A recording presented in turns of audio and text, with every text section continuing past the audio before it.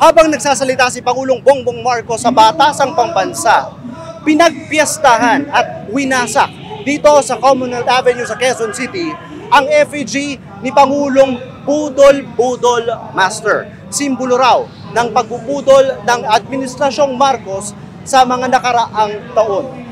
Umaambon dito, no? Kanina, ang lakas ng ulan. Pero nagpupuyos pa rin ang galit ng mga rallyista ngayong ika-4 na State of the Nation Address ni Pangulong Ferdinand Marcos Jr. Marcos, singilin! Duterte, panagutin! Sara, litisin! Kondit sana na! Makibaka! Huwag matakot! Huwag matakot! Sumama tayo sa kanilang marcha dito sa Commonwealth. Alam nyo naman, no, tinatawag itong Killer Highway, pero isinara yung ilang lane ng Commonwealth para magbigay daan sa mga rallyista. Layo nung nilakad namin, 1 oras at ilang kilometro. Pero sa paglalakad na yan, napag-alaman din namin, na-realize din namin kung bakit nagsasakripisyo ang mga rallyista sa ganitong pagtitipon taon-taon. Monsignor, bakit po kayo nandito ngayon sa Commonwealth? Pwede naman kayo sa simbahan lang, hindi ba? Ang trabaho ng simbahan bilang sa kanyang pagiging propeta ay dapat nananawagan ng pagbabago at ng pagunlad ng ating lipunan at magkakapantay-pantay at patuloy na ipanawagan niyang katarungan at pagunlad ng ating bansa. Kami bilang taong simbahan ay sumusunod lang sa yapak ni Kristo. Sir, bakit po kayo nandito ngayon? Wala naman nangyayari, hindi ba? Ang taong bayan nandito dahil may issue.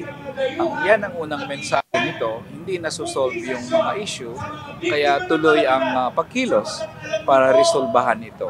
Ito, makita natin yan, naglabasan ng mamamayan. At hindi totoong walang nangyayari sa mga zona.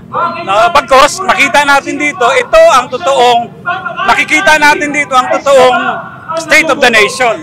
Sister, sasabihin ng iba dapat nasa kumbento na lang kayo, hindi ba? Bakit pa kayo nandito sa kalsada? Anong sagot niyo po doon? Ang pagiging madre ay hindi lang naman sa pagdadasal, kasi kami ay lalong-lalo na kami ay missionary congregation. We are most of the time with the people in the periphery, mga mission namin. Kasama namin ang mga tao sa mga baryo. Kaya alam namin kung ano yung nangyayari sa lipunan na katotohanan na talagang hindi nakakarating ang tamang serbisyo ng gobyerno para sa mga taong higit nangangailangan. Taon-taon, ganito ang eksena sa bahaging ito ng Quezon City. Magtataka ka nga, no? Bakit ba bumabalik pa rin dito ang mga rallyista? Wala namang nang babago sa ating pamahalaan.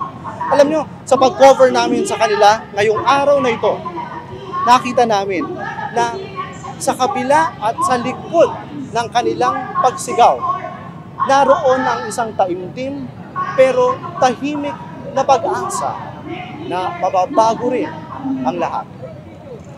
Paterno Esmael, Rappler, Manila.